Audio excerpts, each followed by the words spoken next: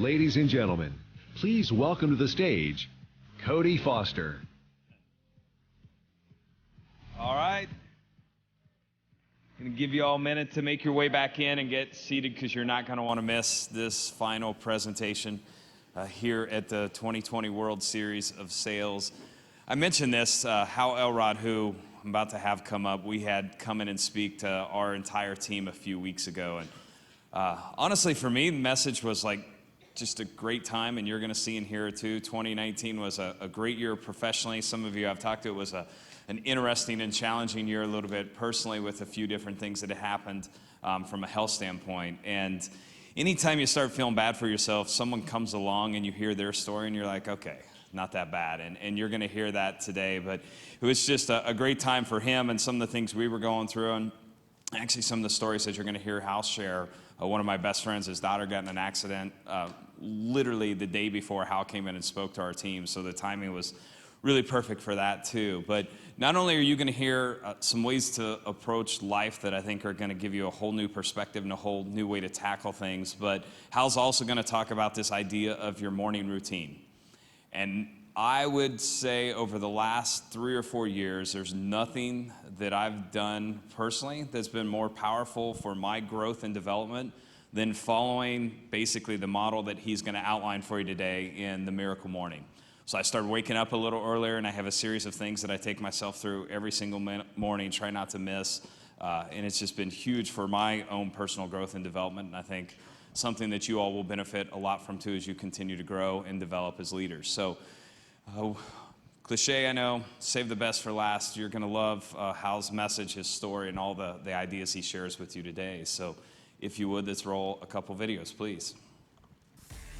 Host of the highly acclaimed Achieve Your Goals podcast, creator of the Best Year Ever Blueprint Live Experience, and best-selling author of 10 books. Our next speaker is on a mission to elevate the consciousness of humanity, one morning at a time. His experience overcoming a near-fatal accident and then going on to beat a rare and aggressive form of cancer just 7 years later led him to develop a morning ritual designed to help him perform each day at his very best. It's a process he shared in his best-selling book, The Miracle Morning, and has been helping others implement for the past decade. Please welcome Hal Elrod.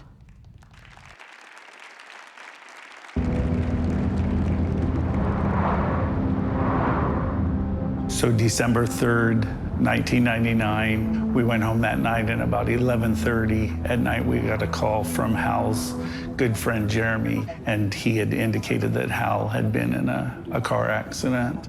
So the night of Hal's accident, we were at a conference, and we were coming back from it. He gets in the car, I get in my car, and we head out. He got ahead of me, and I caught a red light. Hal was driving about 65 miles per hour. The drunk driver was going 80 miles an hour. Someone crossed the median and hit them head on. His Ford Mustang spun around, and the oncoming driver T-boned him.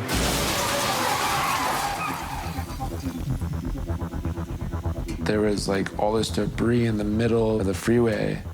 And my buddy looks out the window and says, I think that was a Mustang on the side of the road. I was like, dude, I couldn't even tell. And as I kind of started driving, he's like, no, man, I think that was Hal's Mustang. When I talked to Jeremy, I told him to tell Hal that we loved him and, that he had to hang in there and that, we were all coming. The fire department, everyone showed up. They had to cut through the car to have to pull him out. His heart had stopped for about 6 to 7 minutes.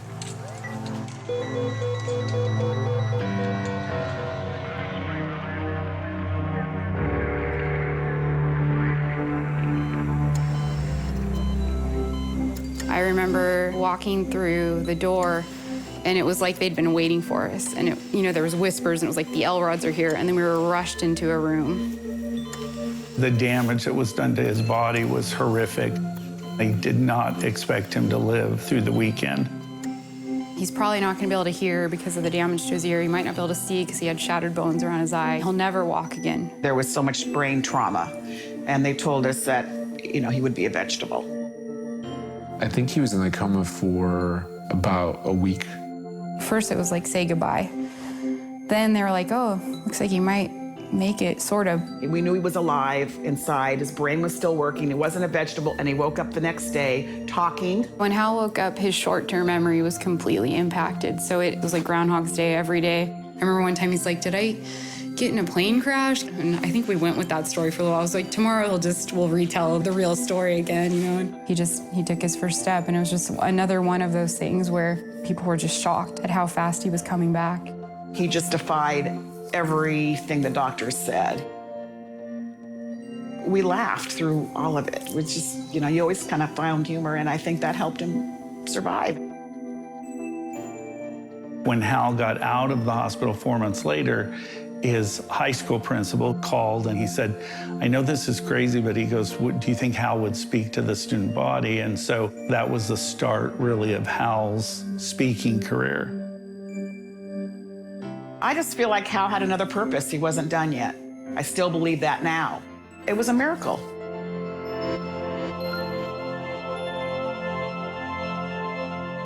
This is a miracle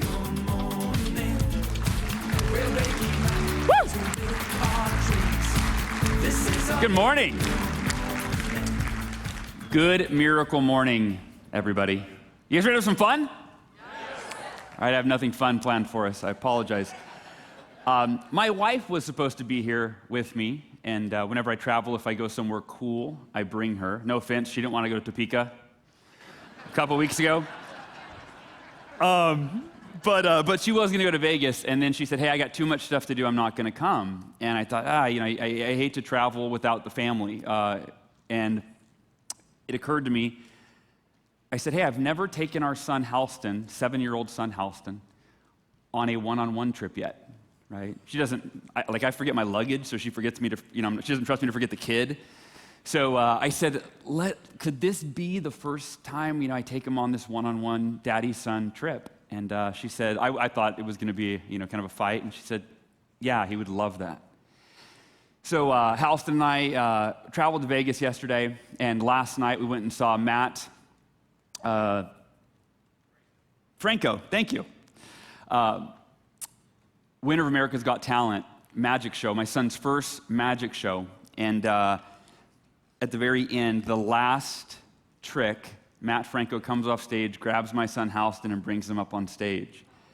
And it was just surreal. It was magical. And Halston's in front of 300 people, and he's a little shy. He's sitting right up here. And Matt said, what have you been up to in Vegas? And Halston said in the microphone, me and my dad went skydiving. And Matt Franco was kind of in disbelief, and he goes, you and your dad, how old are you? You're 7, you went skydiving? And he said, yeah. He said, wait, you and your dad jumped out of an airplane together.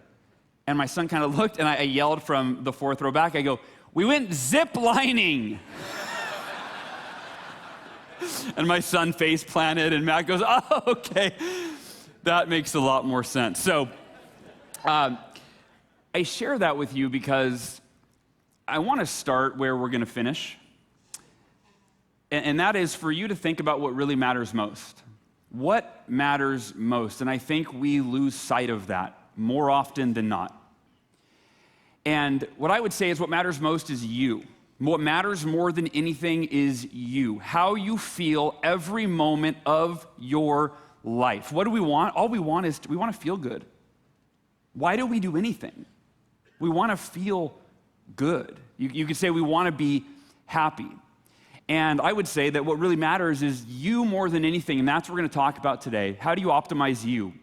What matters right up there with you is your people, your family, your friends, your loved ones, whoever they may be.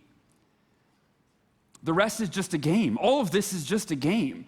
And I'd encourage you to consider that you already have everything that you need to be the happiest person that you could ever be. And it's simply up to you to be present to that in every moment. And what is really the one thing that you need to be the happiest that you could ever be, you already have it. It's called life. You already won. if you have life, which you all do, that's all we need to be the happiest we could ever be. And everything else is just us misunderstanding what this is about, thinking that happiness is in the next sales goal, it's in the next achievement, it's in the home, it's in this, it's in that. It's thinking that happiness is in anything outside of ourselves. But it's really just a matter of life. In fact, I'd love for all of you to close your eyes for just a few seconds and find that place inside of you. Smile and find that place inside you that's just grateful to be alive. Yeah, we all have problems, we all have fears and insecurities, but if we have life, we have everything that we need to be the happiest that we could ever be. You can open your eyes. And the last thing I'll say on that is there is nothing to fear. In your life, there is nothing to fear because you cannot fail. You can only grow, learn, and become better than you've ever been before. If you guys are ready to get started, say we're ready. Okay, cool. I'm going to start with a quote from Robin Sharma. He said, "One of the saddest things in life is to wake up one day and realize you could have been, done, and had so much more." This is sadly the story of our society. It's most people, they wake up, it's usually every decade when they do the real gut check, right? Like you wake up at 30, like at 20, you're like, I'm going to conquer the world, I can do anything, right? They call that uninformed optimism or delusion. And then you turn 30 and you're like, what the hell happened? Like, this isn't the life of my dreams I was planning. You're like, all right, something's got to change, but nothing changes, right? We don't draw our line in the sand and go, okay, here's what I'm going to do. Here's what I didn't do during the last 10 years that I'm going to do differently during these 10 years, and my life will be radically different. Instead, we just keep doing what we've been doing. And then you wake up at 40 and you go, damn, what the hell happened? These last 10 years just flew by. Man, things need to change, but they don't. And then you wake up and it just keeps going on and on and on. But here's the problem with this quote from Robin, in my opinion, or where I would just like to tweak it, is Robin says one of the saddest things in life is to wake up one day and realize you could have been, done, and had so much more. But my question is, well, when is one day? See, that lacks an important aspect of change, which is urgency. Arguably the most important aspect of change, which is urgency, right? Because you go, yeah, that would suck to wake up one day and realize I could have, be, and do so much more. But luckily that day is not today. I'm just going to keep accepting a little less than my best today, a little mediocrity, right? Just, I know I should do this and should do that, but I'm just going to keep living day by day. So I think that one of the saddest things, or the saddest thing in life, is to wake up not one day, but today. Every single day, today. And to realize that you could have, be, and do so much more. To know in your heart that voice of intuition that says, you should go to the gym, you shouldn't eat that, you shouldn't drink that, you should treat her better, you should treat him better, you should get on the phone. To ignore that little voice. And to end your day and go to bed realizing that you could have been, done, and had so much more, not one day, but today. And to live every day with that sense of urgency that you make, literally, you wake up and you make every day the best day of your life because you give it the best of yourself. That's the secret to life. That's the secret to a life of meaning, of purpose, of freedom, is to treat every day like the most important day. And here's the one thing that we all share in common, is every day starts with the morning. And how you start your day sets the tone, the context, and the direction for the day that you live. If you start each day by hitting the snooze button, I heard Michael Hyatt talk about this, right? Hitting the snooze button, which is literally a form of procrastination. You think about that. In fact, a comedian, Dimitri Martin, I think, is the one that said, hitting the snooze button, we all do it, but it doesn't even make sense. It's like we're saying, I hate waking up in the morning, so I do it over and over and over again, right? Doesn't make a lot of sense. So how you start your day sets the tone, the direction, the context for the rest of your day, and we're going to get into that a little bit later, but we got a few places to go before that. And I want to say this, going back to what Robin said, one of the saddest things in life is to wake up one day and I'm saying it's today, it's every day, and realize you could have been, done, and had so much more. The question is, why did you wake up this morning? Think about that for a second and apply this to every morning. And most of us, it's one of two camps. It's I wake up because I have to or because I want to. Most of us, it's because I have to. You think about, you look at your schedule, you go, okay, when do I have to be somewhere, do something, or answer to someone else?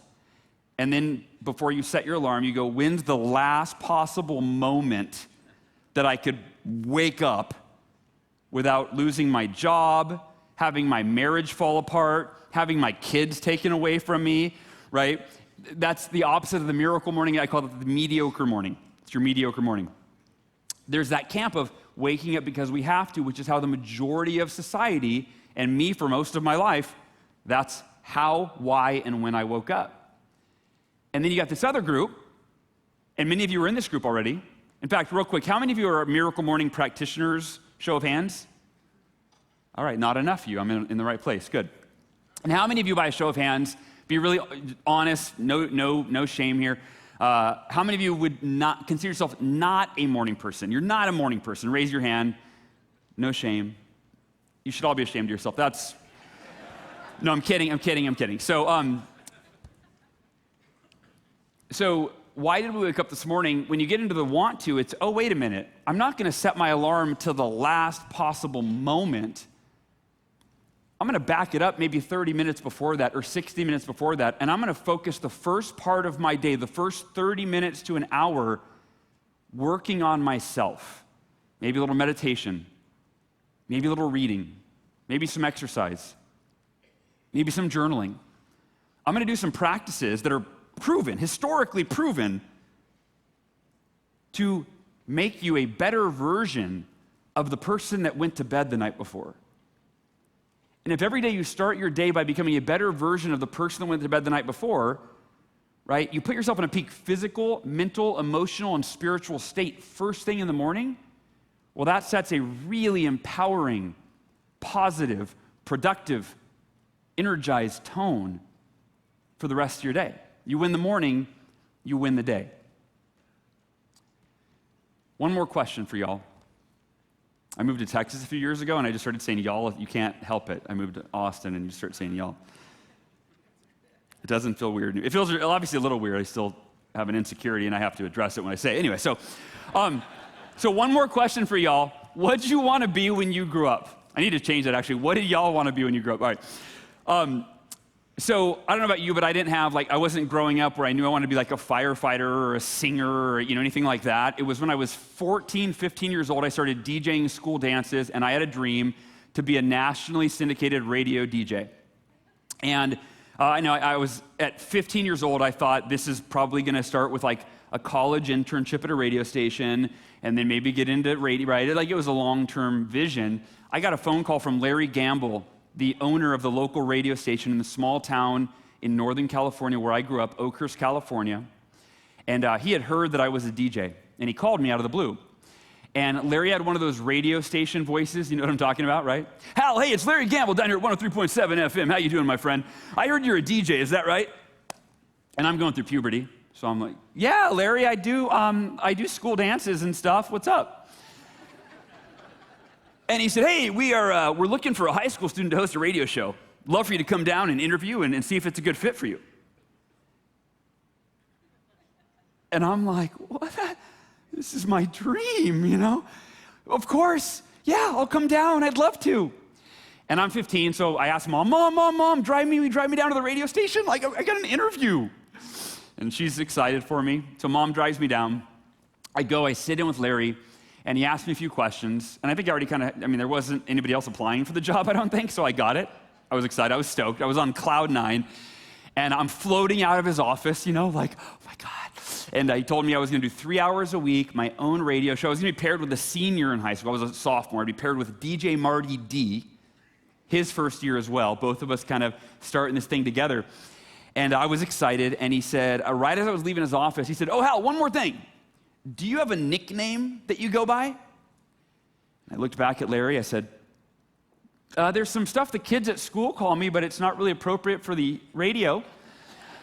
And he said, well, do you think you could think of a nickname by next Thursday, your first day on air? Because he said DJs have what's known as an on-air moniker. Fancy way of saying it's, it's a cool, hip nickname. And he said, can you come up with an on-air moniker by Thursday? And I'm looking, I said, yeah, sure, of course, I'll figure that out. Yes, I will definitely do that. And I walked out of his office, and I went from being on cloud 9 to being insecure and stressed, going, I don't have a cool nickname? Like, what am I? I'm walking to the car, my mom's in the car waiting, and I'm thinking in my head, Hip Hop Hal, right? Like Happy Hal, I don't know. And I get in the car, and I'm in my head trying to think of a nickname, and so I don't say anything to Mom, and she thinks what? I didn't get the job, right? I didn't get the gig. And she goes, sweetheart, remember, everything happens for a reason. And I'm like, what? Oh, no, Mom, no, I got the job. I start next Thursday. She goes, well, what? You look like something's wrong. I said, well, I have to have an on-air moniker, like a cool nickname. And no offense, Mom, but you guys name me Hal, and that's like the dorkiest name ever. Like, how am I supposed to make Hal cool? And she goes, well, first of all, you're named after your grandfather. It's not a dorky name. It's like, okay, my bad. She said, second of all, I'll help you think of a cool nickname. Okay, Mom. This should be good. What's your idea for a cool nickname? She goes, well, that's easy. Just rhyme it with Hal. Be like, Hal, my pal. Or my pal Hal. Or, ooh, she goes, I know. I got it. Use slang. Make it super cool. Be yo pal Hal. She's all proud of herself. I said, Mom, you are such a dork.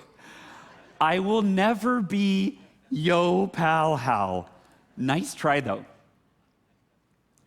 And I think this next slide teaches us two very important lessons.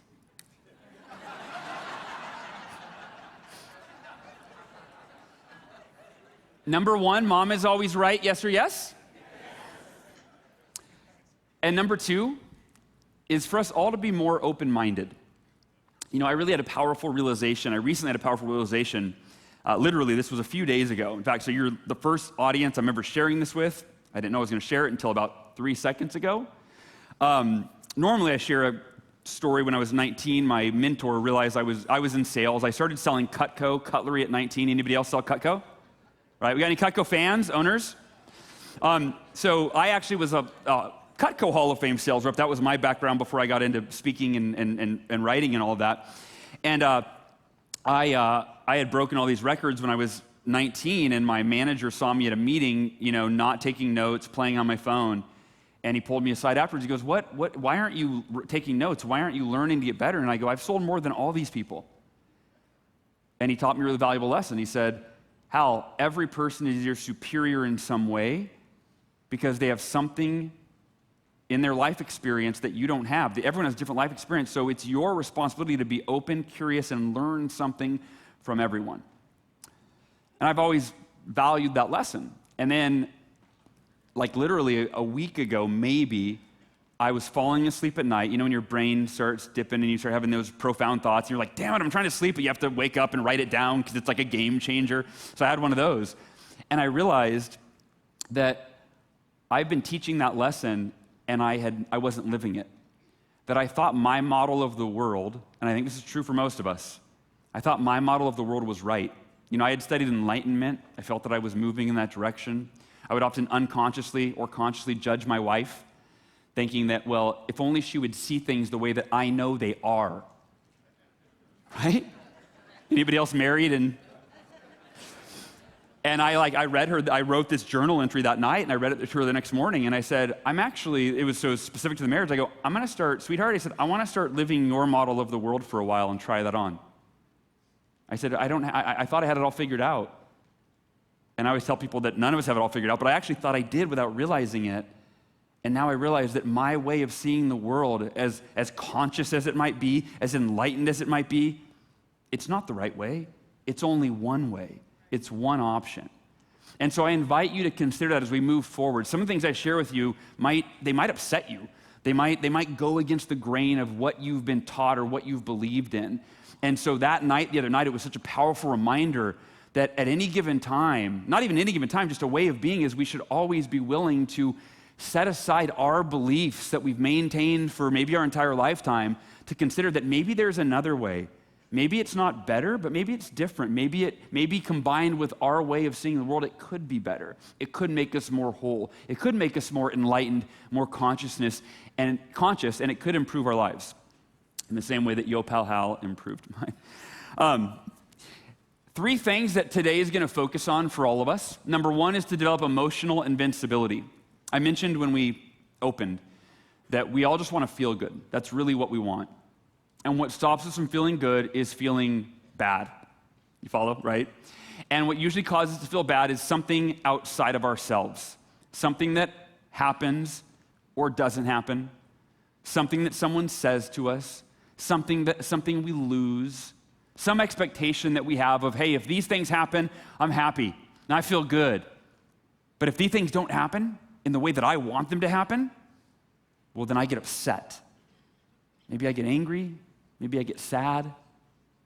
And so I want to talk about how to develop what I call emotional invincibility, or I've been lately calling it emotional enlightenment, which is the ability to feel good regardless of what's going on around you. The ability to be in control of our emotional state, no matter what is going on outside of us. That we're in control of our internal state. That's really the first thing, because if you can figure out how to make a vow of feeling good and being happy, you win, right? You win. But most of us, it's not dependent on our internal vow. Most of us, it's dependent on all these external stimuli that we're not in control of, right? You're happy as you're headed to work or an appointment until you hit traffic.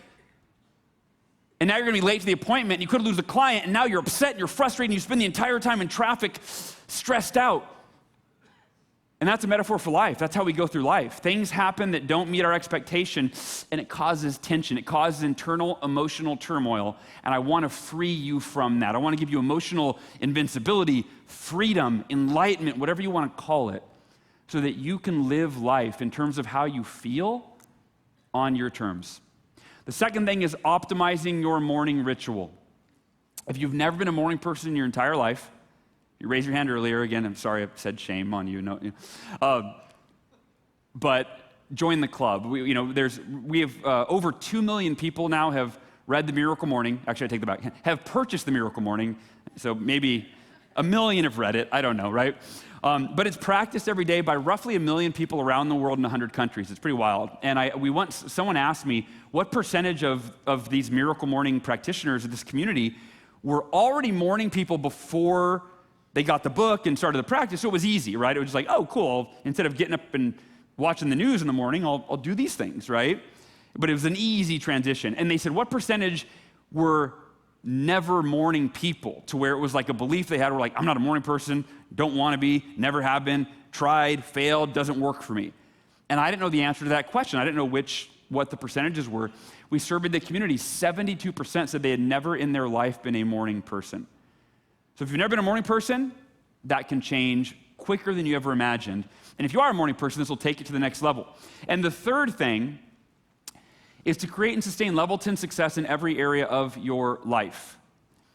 And the first piece of, once you learn how to feel good no matter what, well then, might as well create all the circumstances in our outer world that make it easier to feel good, that bring us joy, that give us freedom, right? So that's the third piece is, okay, as you become a better version of yourself, right, you become, on a scale of 1 to 10, if you become a level 10 person, then on a scale of 1 to 10, level 10 success, however you define it, success in your marriage, in your health, in your happiness, in your emotional well-being, all of the just success in every way, how do you create level 10 success in every single area of your life? So that's what we want to focus on today. Part number 1, developing emotional invincibility. The first rock bottom that I experienced in my life was my car accident, right? And I could say it was my sister's death. When I was 8 years old, I woke up to my mother screaming across the hall. I ran in, and she had been breastfeeding my 18-month-old sister, Amory, and looked down, and Amory's eyes glossed over. Amory died in my mom's arms. And my dad was at work. My sister was at my grandma's house. And I woke up, I went in and I found my sister dead in my mother's arms. And I called 911, and we lost her that morning. That's not the first rock bottom that I'm going to speak of. The first rock bottom, because for me at that time, I didn't process it. I just kind of accepted it, and I didn't know how to process it. My car accident, I was 19 years old, 20 years old, and waking up from a coma to be told I was never going to walk again, right? So those are the pictures that you saw briefly in the movie. That was a hard thing to hear, right? You know, I had a lot of goals that involved walking again. And to be told that I had permanent brain damage, which my wife will vouch for.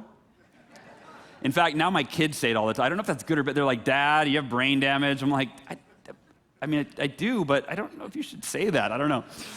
Kind of conflicted about it. I don't know how to respond when they say that, which they say a lot. But being told all of these things, waking up, I broke 11 bones. I've got a titanium rod in my leg. I've got 2 screws in my elbow, a rod in my arm, 3 metal plates in my eye, short-term memory loss, all these things. But I wake up from this coma, and I'm told I'm never going to walk again. And there's a lot to process. And the way that I processed it ended up being very empowering. And I'm going to share this with you because this is the foundation of emotional invincibility. So I come out of the coma. A week goes by. All these tests are done every day. They'd already done all these surgeries to repair. While I was in the coma for 6 days. So during that time, all the surgeries were done. I flatlined twice more in the coma. Flatlined. I was dead for 6 minutes at the scene of the accident. So I had technically died 3 times at that point in that week. And I was seeing psychologists every day, and I started into physical therapy. Doctors said I'd probably never walk again, and that I'd be in the hospital for about a year. That was their estimate. And my mom and dad were called in by the doctors after I had been awake for a week, and I'd been evaluated by all the psychologists. And the doctors sat them down, and they said, we want to give you an update on Hal. Physically, he's made it through the worst. He should be with us for a long time. And at that time, that's all they cared about. Mom and dad were like, walk again, yeah, but they just wanted me to be alive. So the doctors told him he's gonna make it, right? He should be around a long time. And so that was huge for my parents, right? That was a huge sigh of relief. But the doctors said something they weren't expecting, my parents weren't expecting. They said, we're concerned with Hal's mental and emotional state. We believe that Hal is in denial or delusional, because every time we interact with him, the psychologists, his doctors, his physical therapists, Hal's always smiling and laughing and joking and telling us jokes, making us laugh. And they said, frankly, that's not normal. They said, that's not normal for a 20-year-old young man that's being told you're never going to walk again to just be happy and everything else. They said, but it's not totally uncommon where some accident victims, they can't handle their reality. They can't accept it. So they check out. And they just go, everything's fine, everything's great, right? And they just kind of go into the state of delusion because it's too painful to face the fact that they may never walk again and all of these other things, that they've got broken bones and brain damage and all of this. So we believe that Hal is in a state of denial, and we need you to talk to him, find out how he's really feeling. Deep down, he's probably scared. He's probably sad, maybe even depressed about his new lot in life. They said he may be angry. Maybe he's, some accident victims deep down, they're very angry that this unfair turn of events happened. They said, so would you please talk to him and see if you can get him to open up, because the emotional healing can't begin until Hal actually faces what's really going on inside, his real feelings. So my parents were, of course, concerned. My dad comes in, minutes later, and I didn't know. I knew they had met with the doctor, but I didn't know what the conversation was, of course. And I'm in the hospital bed. I mean, that picture that you see, it was literally about a week after that. So I'm not in great shape, right? My arms legs in a sling in a cast, arms in a cast. I'm watching Oprah, right? For inspiration, true story. And my dad comes in, and he says, Hal, hey, can I talk to you, buddy? I said, Dad, I'm watching Oprah. And I look over at him, though, and his face is red. His eyes are welled up with tears.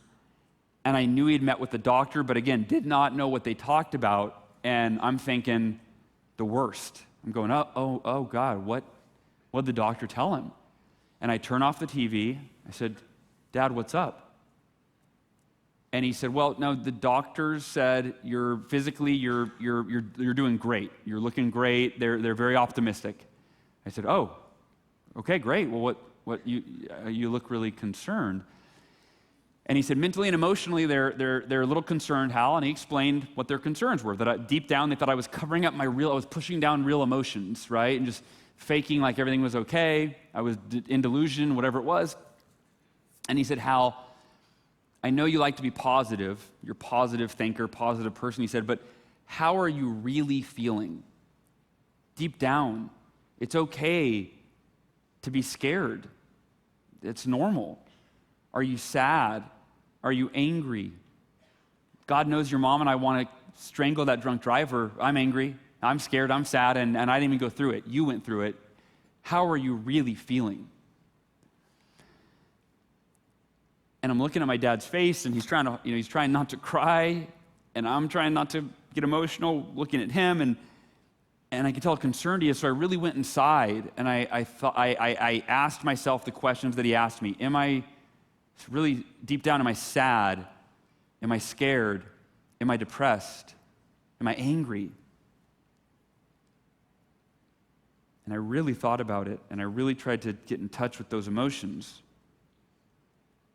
And then I shook my head, and I looked at my dad, and I smiled, and I said, Dad, I thought you knew me better than that. And he said, what do you mean? I said, Dad, remember, I live my life by the 5-minute rule that I learned in my Cutco sales training.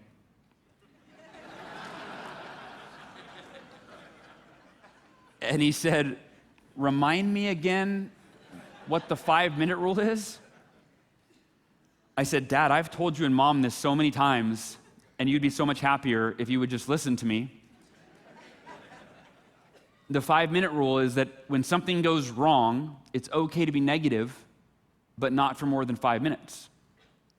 And I was taught in my Cutco training by my mentor and my manager, Jesse Levine, that you literally set your timer on your phone for 5 minutes when you have a no sale, a cancellation, a canceled order, you don't hit a goal, whatever it is. He would teach us, you set your timer for 5 minutes, and you give yourself 5 minutes to bitch, moan, complain, cry, punch a wall or a pillow or whatever. But after the timer goes off, you say 3 very powerful words. Can't change it. You acknowledge, I can't change it. I can't change what is now 5 minutes in the past. So there's no value in wishing that I could. Right? That wishing is futile. That wishing and wanting something were different that's now in the past. And he taught us. After the 5 minutes, you take that deep breath, you say, can't change it. And you acknowledge, I can't change the past, but I can change everything else. So I'm going to stop dwelling on the thing that is now in the past, whether it's 5 minutes, 5 weeks, months, years, whatever. I'm going to focus on where I'm at, accept where I'm at fully, unconditional acceptance. And I'm going to focus on where I want to go and what I can do now, what's in my control, not the past, what's in my control to move forward. I said, Dad, it's been 2 weeks since the car accident. I'm way past my 5 minutes. I can't change that I was in a car accident, but I can change everything else, and I can damn well choose my attitude. And I said, and the way that I see it, there's only one of 2 possibilities. Number 1, the doctors are right, and I will never, ever walk again. I might be in a wheelchair for the rest of my life. And I acknowledge that is a very real possibility. In fact, that may be inevitable. I have no idea. I said, so I've already thought through that, but if I'm in a wheelchair the rest of my life and I can never walk again, I'm not going to let that define my emotional well-being.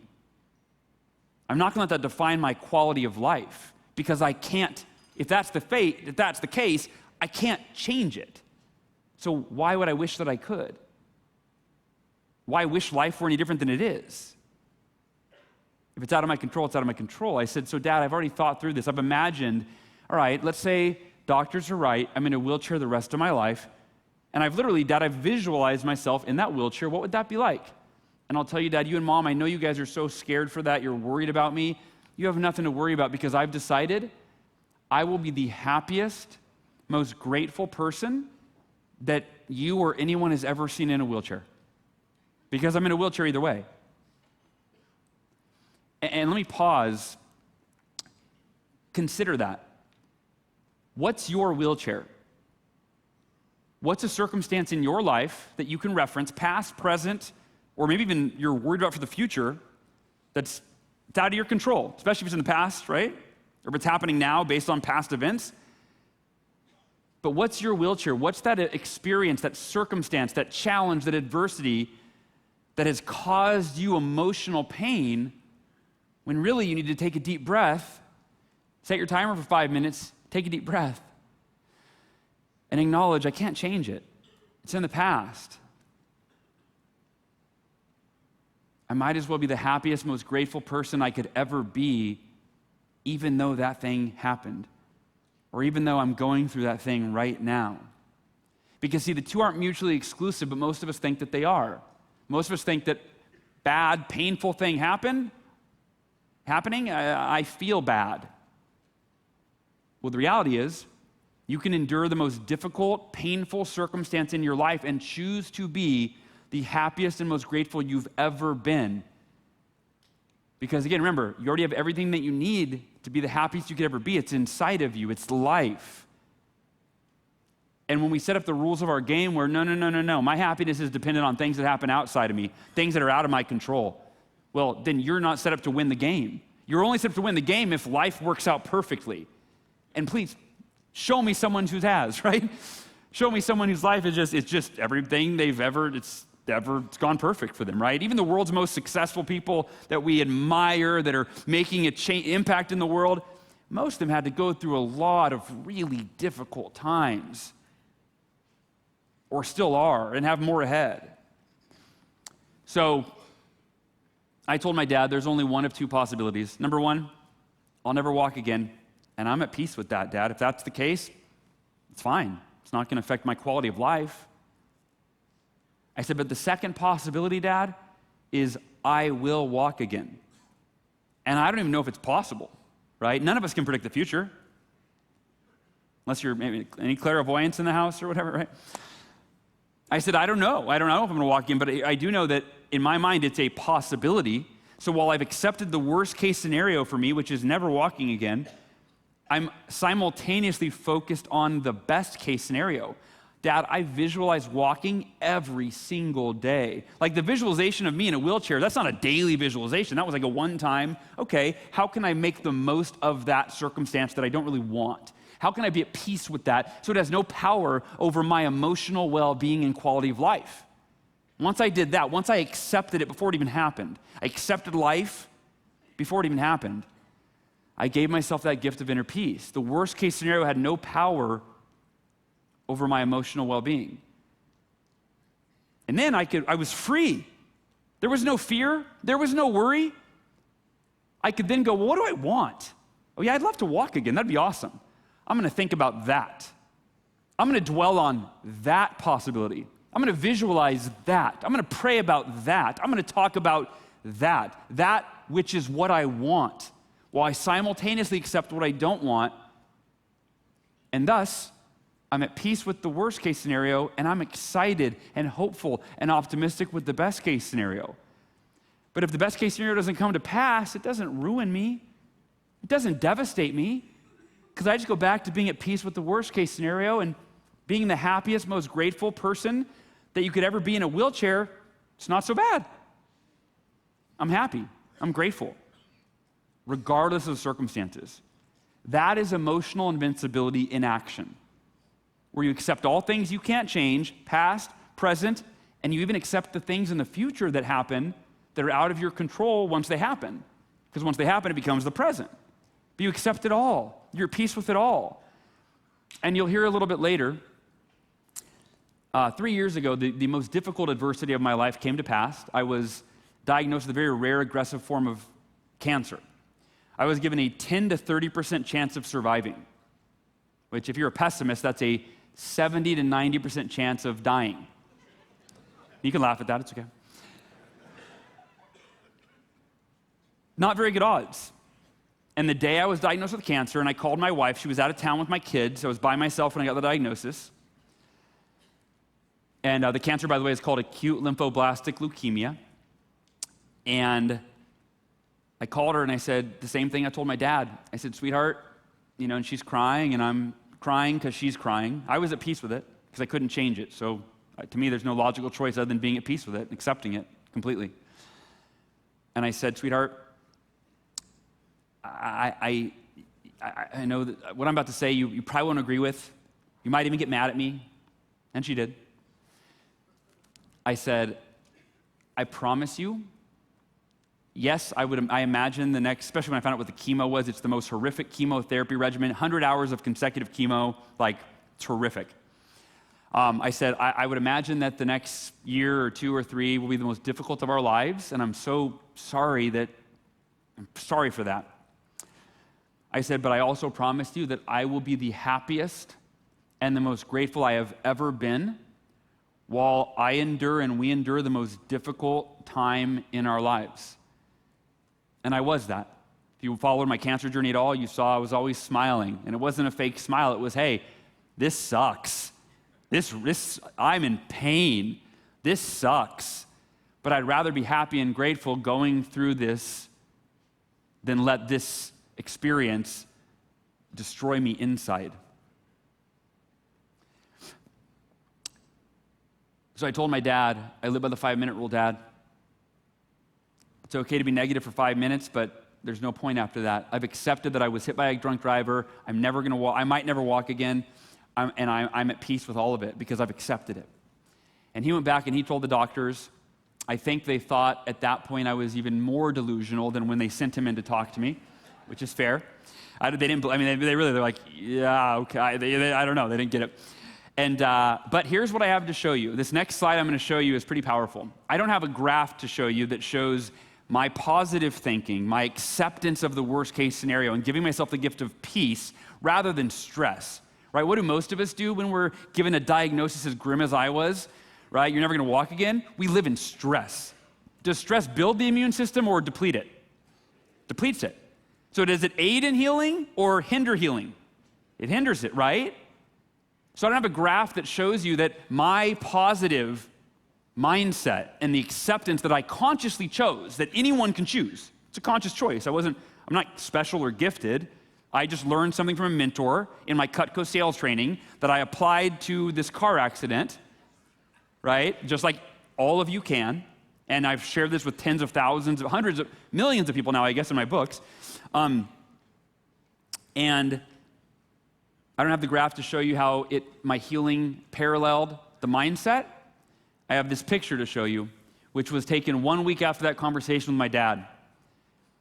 The doctors came in with routine x-rays and they said, we don't know how to explain this, but Hal, your body is healing so quickly that we're going to let you take your first step tomorrow in therapy. Now, 3 weeks after the drunk driver hit me head on, another car hit me in the door, my femur snapped in half, my pelvis broke in 3 places, my arm, my humerus bone snapped in half, shattered my elbow, severed my radial nerve, punctured lung, ruptured spleen, fractured the eye socket completely, severed the ear, right? Like 3 weeks later, after all that trauma, the doctor said, we're gonna let you take your first step tomorrow. Now, even me being optimistic and, I was thinking like I was a year off from taking my first step. So even me, I was blown away. But that next day in therapy, my therapist, Bob, wheeled me up in my wheelchair, which you see behind him. And, the first step's always the hardest to take, as they say. Well, this is that on steroids. I mean, it was pretty tough it was scary. I was afraid. I had these scary visions of like almost like PTSD. Like, what if my leg snaps when I put weight on it? Like, ugh. And I took my first 3 steps, and the rest is kind of history, as they say. I was released from the hospital 4 weeks after that picture was taken, with a cane, by the way. No wheelchair ever again. I had a cane. And this lesson of acceptance, the foundation of emotional invincibility is acceptance, or you could even write unconditional acceptance, right? It's unconditional. It's like, I accept all things I can't change, past, present, and future. Many of us are still suffering over things that happened during our childhood. And we think, well, I'm not going to accept it. I was abused. I was wronged. I was a kid. That's not fair. I'll never accept it. Because we mistakenly think that accepting something someone else did that hurt us lets them off the hook. Nothing could be further from the truth. Only their own acceptance can let them off the hook. That's on them. Accepting all the things that have caused us pain lets us off the hook. It gives us the gift of emotional invincibility, freedom from emotional pain. And this is a way that you can live from now on. 3 words to implement this. The 3 easiest words are can't change it. I used to wear a wristband. I had a wristband made that said can't change it. And I'd be even in traffic. In fact, you'll love this. So for those of you that you don't have any like major adversity going on right now, and you're thinking, well, what do I apply this to on like a daily basis? How many of you, be honest, I won't shame you again. How many of you don't like traffic? Raise a show of hands. I mean, that's like usually 90% of people, right? All right, so here's a game changer. I used to not like traffic. I don't love traffic. Well, actually, I kind of do like traffic. Here, let me explain. So let's imagine that we've got an important appointment, right? And the alarm doesn't go off, or you don't set whatever, we sleep through it, and now we're leaving the house late, and we're barely gonna make it on time if everything's smooth. No traffic, we might make it on time, it's gonna be cutting it real close, we're a little stressed, and then maybe there was an accident, whatever the cause, we hit bumper to bumper traffic. Think about what is your emotional response to that normally. You got an important place to be, you're hoping, God, I hope there's no traffic, and there's been an accident, traffic's not moving. Most of us, it's, no. We say things like, not today, of all days, not today. Like it's the traffic's fault that you're late, right? But we project. We love to project and blame. That's what we do, right? Like it's easier than taking it on ourselves, or we think it is. No, not today, of all days. And then let's say you sit in traffic for 30, 45 minutes. What's the emotions that you're experiencing during those 45 minutes? Usually they're pretty uncomfortable, unpleasant, painful, stressful, right? You're frustrated, maybe you're mad at yourself, you're beating yourself up, maybe you're whatever it is, you're angry, you're stressed, you're projecting on the car in front of you, like, come on, move, right? Like, does that work? Like if you get upset enough, like, come on, and then they're like, well, that guy's mad, sorry, go ahead, sir. Go ahead, ma'am, it's your, no, right, that doesn't work. But this is a metaphor for life.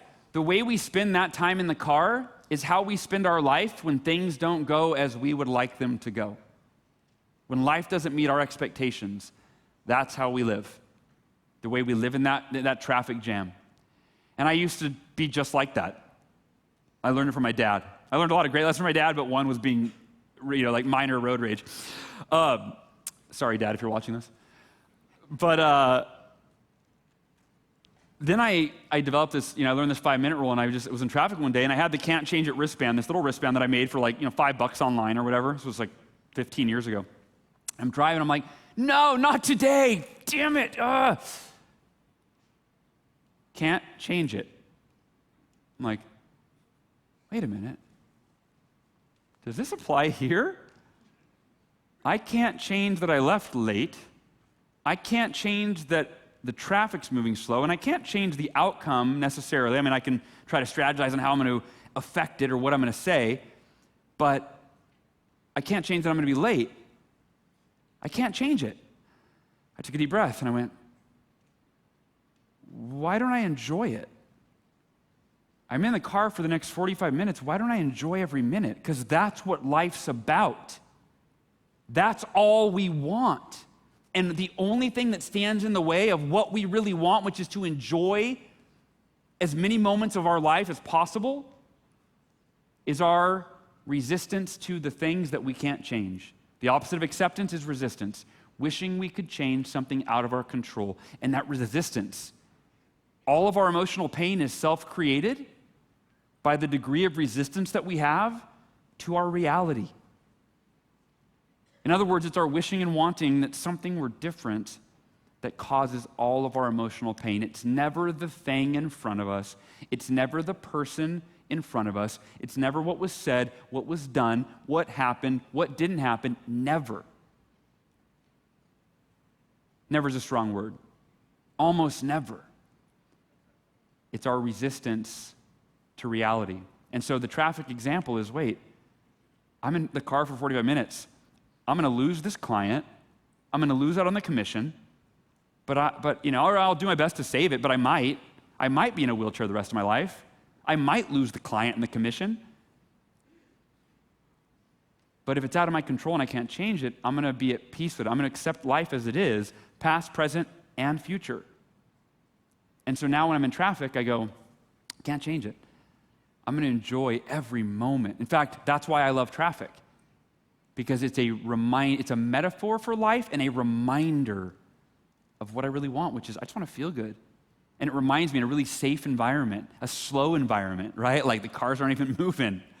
That used to frustrate me. And now it brings me joy. And it goes to show that whether it's a car accident and being told you're never going to walk again, being diagnosed with a rare aggressive cancer, or being in traffic, by accepting all things as they are, not wishing they were any different. Doesn't mean that you can't go, well, hey, there's this circumstance that I want to change in the future, so I'm going to start doing things different to change the future. Okay, but you can't change whatever it is in this moment is as it is in this moment. You accept that, find peace with it, and the beauty of that is it gives you emotional freedom or invincibility, emotional invincibility, so you can choose the emotion that best serves you to move forward toward creating the circumstances that you want. I used to speak at colleges, as you saw in the video, and this gal I spoke at in Vancouver sent me an email like a week after I spoke, and she goes, Hal, I got your little can't change it wristband, and it was empowering. I made a commitment that I would change wrists every time I found myself upset over something I couldn't change. And she said I was changing it 30 times a day. I would count and tally on my phone. 30 times a day on average I would change the wristband. I thought, man, I really need to work on this lesson. She goes, after about a week, I'm changing it like 5-6 times a day now, and I can see to the point where I'll be changing it maybe between 0 and 1. I can see that's like maybe a week away. Again, this is a 19-year-old college student, right? And within a week, her self-created emotional pain is gone down. Now she sees it's going to be almost eliminated. And when I got this, she said, I wanted a permanent reminder, so I got it permanently tattooed into my wrist. Can't change it. And I had a few thoughts about this. I thought, number one, wow, I am inspired that I inspired this young woman to, that my message inspired her so much that it's changing her life. She put it permanently into her wrist. That's amazing. Number two, I thought, her parents must hate me. She goes to this motivational speaker and comes home with a tattoo. And the third thought I had is the irony in what the tattoo said. You definitely can't change it. Yeah, you can't change it. I also thought she was kind of eccentric. I'm like, wow, this is like a one-off. And then it wasn't but a few weeks later, and I hadn't told the story. This slide wasn't in my slide deck. Totally random, totally separate. Spoke at another college, and I got this picture emailed to me, and I'll paraphrase what the gal said. Actually, this was actually a Cutco conference, and I shared the message, and this gal was 27 years old, and she emailed me, and I'll paraphrase what she said, but this one put me in tears. She said, Hal, I saw you speak a few weeks ago, and when you talked about that every negative emotion I've ever felt was my fault or my responsibility, was self-created, I got angry. Because, see, my dad committed suicide 10 years ago. And I've spent the last 10 years deeply depressed and sad and angry. And everyone I ever shared that with, whether it was a therapist or a psychologist, counselor, a friend, a family member, they all told me that's not my fault, that I had every right to feel that way. It wasn't my fault. My dad died, and that's why I felt so bad inside, because my dad died. It wasn't my fault. It wasn't my response. He died. He took his own life. So when you said that it was my responsibility, that I created the emotional pain, I got upset. So by the end of your message, I was considering maybe I'm not hurting and depressed for the last decade because my dad died. Maybe it's because no one ever told me that I could actually choose to accept that and give myself the gift of peace for his death. She said, I got your little can't change it wristband after the presentation. And I don't have those anymore, by the way, if you're wondering. She said, and I've been wearing it for the last couple weeks, and the last couple weeks have been the first 2 weeks of my life that I have been at peace over my dad's death. She said, every time I think about it and I feel those emotions that I've felt for 10 years welling up inside me of anger and sadness, she said, I've decided to consciously replace those feelings with gratitude for my dad and my life. And I'm here because of him, and nothing will ever change that. She said, so yesterday was the 10-year anniversary of his death. And I wanted a permanent reminder that his memory will never again cause me sadness and depression and fear and anger and all these emotions that I've felt for 10 years that have ruined my life for the last 10 years. She said, his memory will only cause me gratitude that I'm his daughter, that I have my life because of him, and that's a gift that no one can ever take away. She said, I wanted a permanent reminder of that.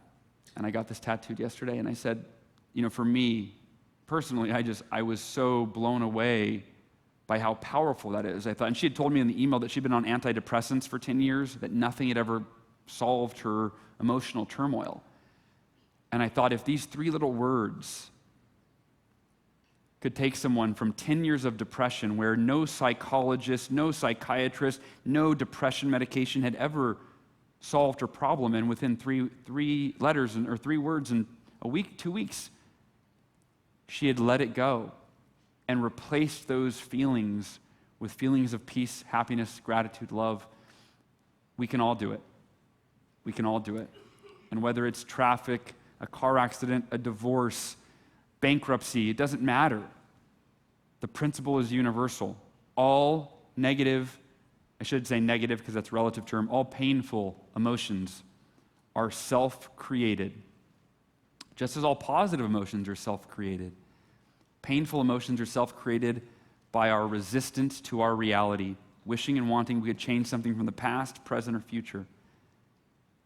And acceptance is created, or is what creates peace within us. And then we can choose the emotion that would best serve us in any given moment. And here are 3 reminders, keys to emotional invincibility. Number 1 is the 5-minute rule.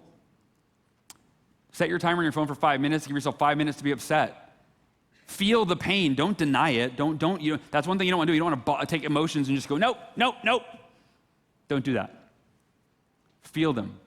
Let them out. But realize that, and by the way, if you need to do, 5 hours or, 20 minutes, just get the concept and then scale it back. And here's what happened. When I first learned the 5-minute rule, I was like, 5 minutes isn't long enough.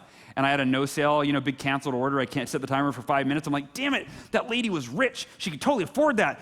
I know she's lying about this. Like, why'd she cancel her order? And then the timer went off after 5 minutes. I'm like, I'm still pissed. And I set the timer for 5 more minutes, right? But and many of you are probably thinking, 5 minutes isn't long enough. But it's all conditioning. What happened is after a few, I don't remember exactly, maybe a week of this, I'd set the timer for 5 minutes and I'd go, damn it, I can't believe that I didn't hit the goal and the order didn't go through. And I go, man, I can't, this sucks. Really wanted that. 4 minutes and 37 more seconds to be upset. And I would go, what's the point? Why don't I just accept it now and go spend the next 4 minutes making a couple calls to prospects and replacing what I just lost? And so what was interesting is the 5-minute rule, which I thought was not going to be long enough, after I did it for a week, it kind of turned into the 5-second rule, where I just needed to go, when something happened, go, all right, let it out. All right, can't change it. Move forward. And eventually it became accepting life before it happens, which is where the cancer diagnosis, when it came in, it just flowed through me into acceptance. And I moved forward. And we all have that power. Start with 5 minutes. And once you get comfortable with that, and you start to understand, wait, there's no point in resisting. You'll recondition your brain and you'll think differently and let it go. Number 2, can't change it. And number 3, again, I just said that, accept life before it happens. So once you understand, right, what do we all want is we want to feel good. And what we've talked about up until this point is how to feel good no matter what's going on around you. Well, we also want to create better circumstances in our lives, right? I would imagine as human beings, that's one thing we all share in common is we have this innate desire and drive to make life as good as it can possibly be. And that's what we're going to talk about now. And the key to making life as good as it can be, the secret, if you will, the not so obvious secret, is to make ourselves the best that we can possibly be. I mentioned that in the beginning, right? We all want level 10 success. On a scale of 1 to 10, we all want level 10 success in every area of our life. Level 10 health, level 10 happiness, level 10 financial success, right? And Jim Rohn is really the one that taught me this, that it's about becoming a level 10 person. That's how you create level 10 success. Most of us we're thinking of success outside of ourselves, and I just got to work harder and do more and this and that. The secret is no. If you want level 10 success, but your level of, knowledge and your habits and your talents and your skills, if they're at a 2, this is the disconnect for most of our society. We all want this kind of life, level 10, but if we're not developing ourselves into a level 10 person, it will always be out of reach. The opposite's also true. If you dedicate time every day to your personal development, systematically becoming a level 6, 7, 8, 9, 10 person, then level 10 success becomes your default. You drop somebody who's highly talented, skilled, qualified into another venture, right? Well, because of who they are, even if they have no experience in that venture, because of who they are, their mindset, their skill set, their habits, right? They're going to ramp up real quick, and their level of success will always meet them head on based on who they are. The origin of the miracle morning, my second rock bottom, you'll see it says up there, surprisingly worse than the first. Most people kind of go, but dude, you died the first time. Like what's worse than that? It was the financial crisis of 2008. Anybody else around during that time? Not just me? Right? Anybody else feel some pain in that time? Okay, yeah, a lot of us. So I'm the eternal optimist, and I don't watch the news, and people are like, dude, are you worried about the economy? I'm like, I create my own economy. I don't pay attention to the news. I was just delusional. I always say now, I learned this during 2008, there's a fine line between optimism and delusion. Right? I cross it very often. And I lost over half of my coaching clients at the time, which was my main source of income. I lost over half of my income, therefore. I could not pay my mortgage. My house was taken back by the bank. I went from being a Dave Ramsey student that did not charge anything on credit cards unless it was paid off that month to accumulate 5, 10, 15, 20, 25, 30, 30, 40, $50,000 in credit card debt in a matter of months. Personal credit card debt, just trying to buy food and pay my car payment and keep a roof over my head, which I did not succeed at. And then a buddy of mine, I called him in tears. I said, John, I don't know what to do. I haven't told anybody this, but except my fiance at the time, my wife now, Ursula. I said, I'm struggling, man. I'm failing miserably. And I told him how bad things had gotten. And he asked me if I was exercising every day. And my vision was him on the other end of the line playing a game on his phone, because I go, what the hell does that have to do with anything I just told you? I didn't say I was overweight. I said I'm losing all my money, and I'm like, what are you doing? He goes, Hal, no. He said, if you're not putting yourself in a peak physical state and thus an emotional state every day, he said, you're not going to think any clearer than you are now. You're not going to fix anything. You got to get better before your life's going to get better. He said, it starts with your physical. He said, I would start with exercise. He goes, every morning I would go for a jog or a run. I said, I hate running. What else could I do? He said, what do you hate worse, running or your circumstances that you just described to me? It's like, all right, touche, okay, I'll go for a run. And I said, what else could I do? He said, how much personal development are you doing every day?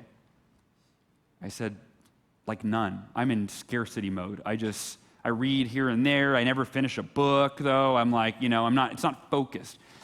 He said, if I were you, I'd go for a run, and while you're in that peak physical state and the blood's flowing to your brain, listen to an audiobook or a podcast, like the Achieve Your Goals podcast. It's a good one. I'm just kidding. It's my podcast. But But he said, and he gave me an audio. He said, listen, he goes, the first one you should listen to is this Jim Rohn audio on how to have your best life.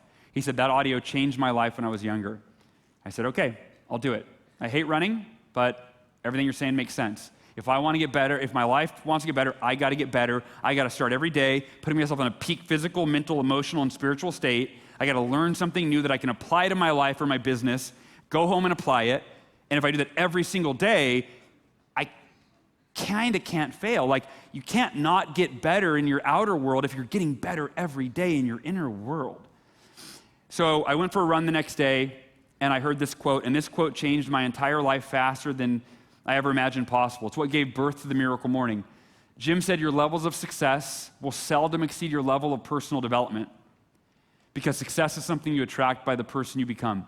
And that's when my brain, I'm a numbers guy a little bit, I quantified it. Wait, on a scale of 1 to 10, we all want level 10 success.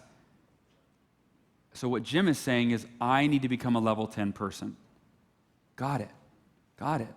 And I ran home with this epiphany. I'm like, I'm gonna create the most extraordinary personal development ritual, known to man or woman.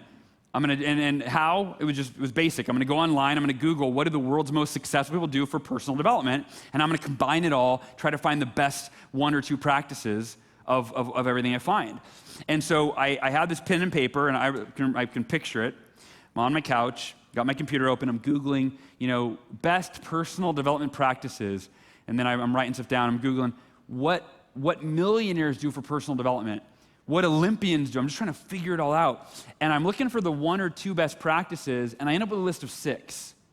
And I was a little overwhelmed. I'm like, I don't know which one of these is the best ones. And then the epiphany of the epiphany was, what if I did all of these? What if I woke up tomorrow an hour earlier than normal, and this is from a self-proclaimed not a morning person. And by the way, a little side note, as I was looking at my schedule going, when am I going to do these 6 practices? I went, all day long I'm working, at night I'm exhausted. The only time is if I woke up earlier, but I'm not a morning person. I almost didn't do it because of that. And then I heard a voice in my head from one of my mentors, Kevin Bracey. He used to say, simple but elegant and profound, if you want your life to be different, in fact, this is worth writing down. If you want your life to be different, you have to be willing to do something different first. If you want your life to be different, you have to be willing to do something different first. It sounds so simple, but it's what got me over that hump of almost dismissing the idea to, he's right, I got to wake up an hour earlier. And I moved my alarm in that moment on my phone from 6 a.m. to 5 a.m., which seemed crazy. I'm like, who gets up at 5 a.m.? Oh, the world's most successful, happy, fulfilled people do. Oh, maybe I should try that. I woke up the next morning, I did all 6 practices, and I sucked at all of them, but I felt incredible. And within 2 months, I had more than doubled my income. I went from being in the worst shape of my life physically, having not exercised at all during those 6 months of depression and financial ruin. I canceled the gym membership. I decided to commit to a 52-mile ultra marathon. I had never run more than a mile, which was only in PE class in high school, and never ran after that. I hated running, and that's why I did it. Because this new mindset was becoming a level 10 person. I thought, who would I have to become to go from hating running, even to the end of the block, to running 52 miles in one day? I don't know that guy, that version. I don't know him. I've never met him, but I'd sure like to meet him. In fact, I'd like to become him. So I committed publicly, I'm gonna run 52 miles to raise money for this charity, having no idea how I was gonna do it. 6 months later, I completed it. But I was training for it in those 2 months. My income had doubled. I was training for the ultramarathon, and most importantly, the way that I felt inside. I had gone from scared and depressed, losing my house, losing my money. It didn't take 2 months. It was a matter of days of doing this morning practice. I was re-energized. I was refocused. I was inspired. I was reminded of all the things I knew about peace and acceptance and all of that. I was the best I had ever been in a matter of days. And after those 2 months went by and I had doubled my income, I went to my wife. I said, sweetheart, fiance at the time, I said, sweetheart, this morning routine, it's like a freaking miracle. Like, we've doubled our income. I'm training, I'm running. Like, I ran 6 miles yesterday. I haven't run 6 miles in the last 25 years of my life. Like, this is crazy. And I feel great. And she was so happy to see me just back to my optimistic, happy self. I go, it feels like a miracle. She goes, it's your miracle morning. I go, yeah, I love that. It's my miracle morning. I wrote it down. It wasn't going to be a book, just my miracle morning. And I started sharing it with my coaching clients, and the rest is history, as they say. But here's these 6 practices. If you want to take these down. The first, these are the savers, the 6, and this is my wife's brilliant idea for an acronym to remember the 6 practices. And it really, by the way, is the best acronym because I really do believe these are the 6 practices that will save you from missing out on the life that you deserve to live.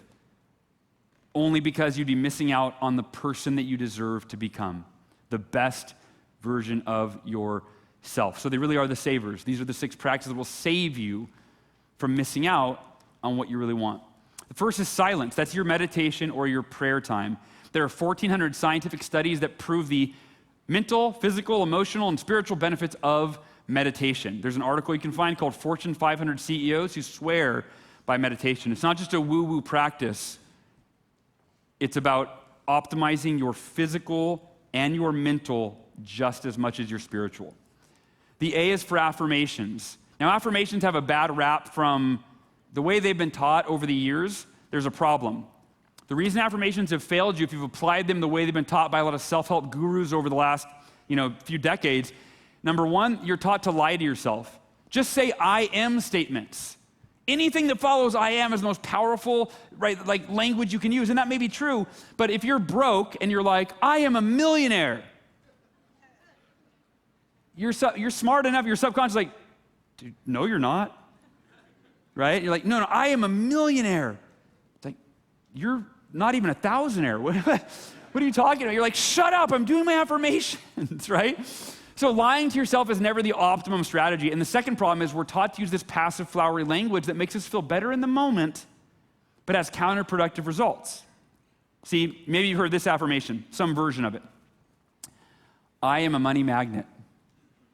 Money flows to me effortlessly and in abundance. Right? No, that's not how money works, right? You got to get on the phone, you got to work, you got to schedule, right? Like, money doesn't flow to us effortlessly, right? So those 2 strategies are the problem with affirmations. And this one you'll want to take a picture of. We probably don't have enough time to write everyone down. But 4 steps to create affirmations that actually produce results, because we want to feel good, but we also want results. So I want affirmations that don't just make us feel good for a few moments while we read them, but actually produce measurable results. If I'm affirming something around finances, I want to see those consistent affirmations produce results in my income and in my bank account.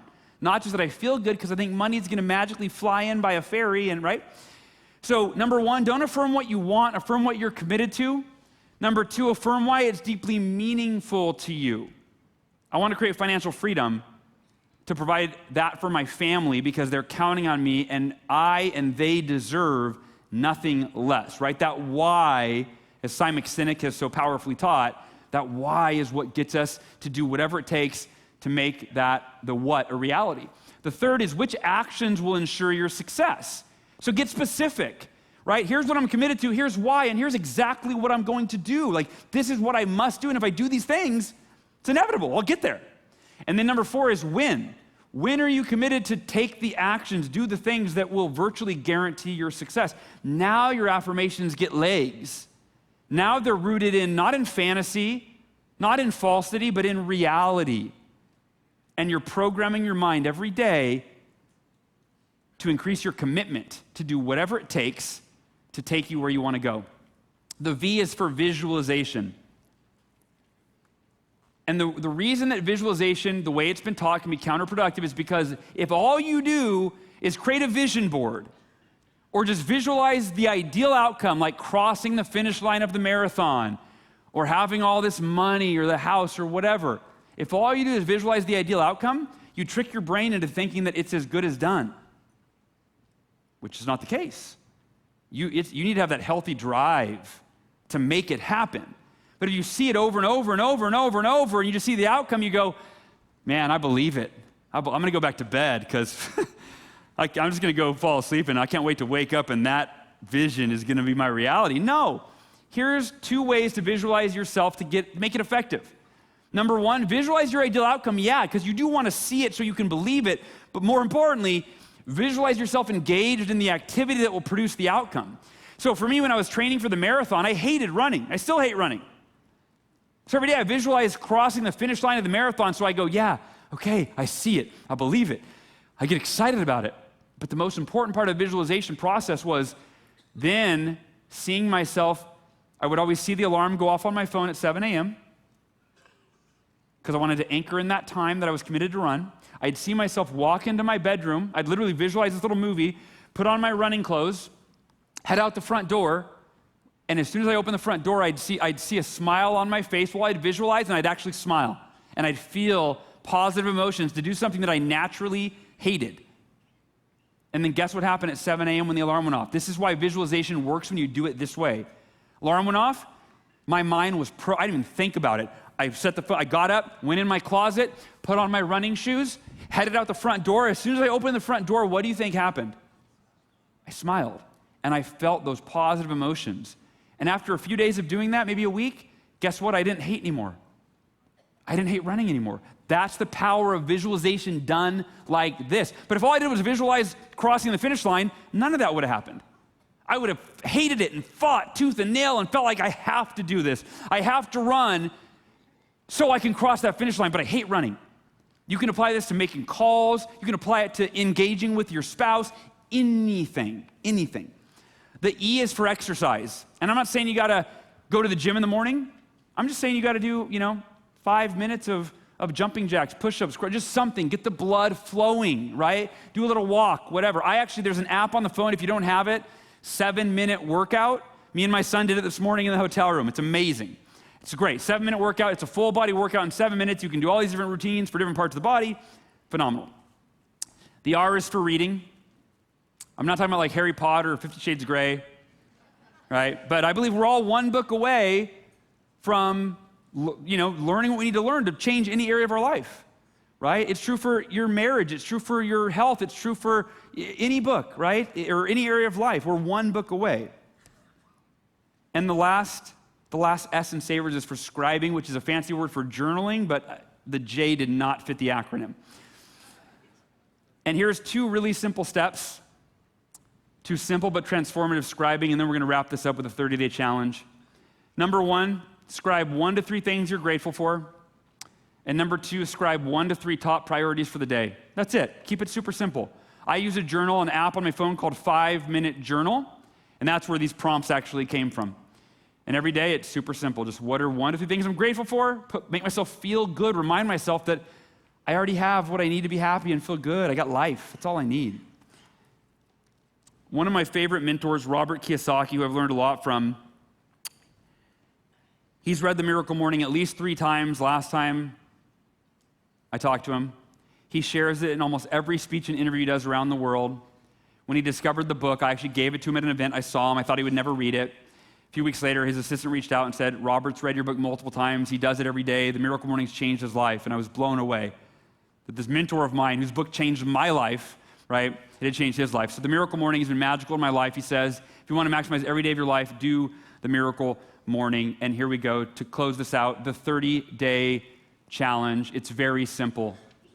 You can do more than this, but I like to keep it simple because science, studies, research has proven the more you try to change it once, the more we try to change it once, the more likely we are to fall back into our old routines, the more likely we are to fail, in other words. If you lean into change, as Mark Victor Hansen says, instead of try to leap into change, you're more likely to get it done and stick with it.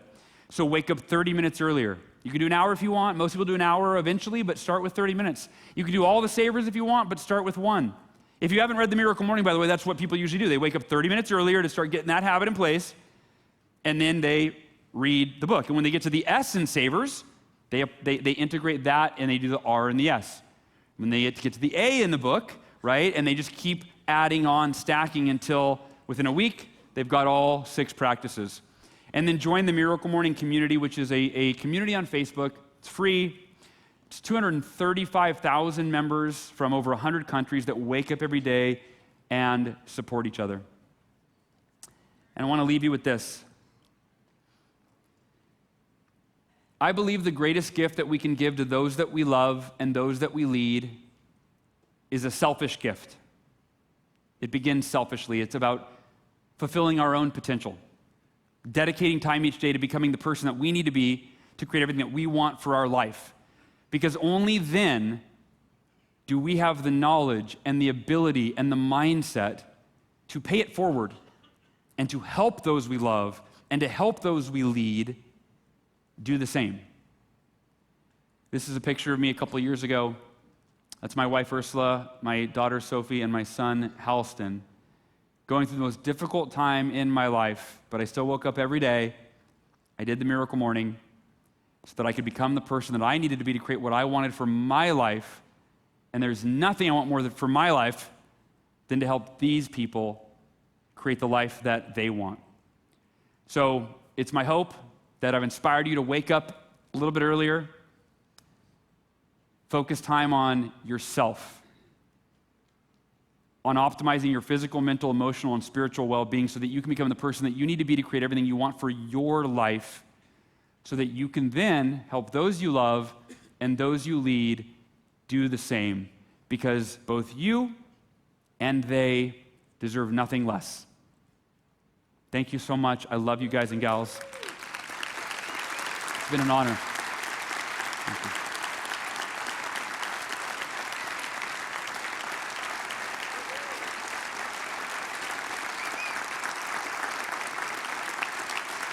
Thank you so much.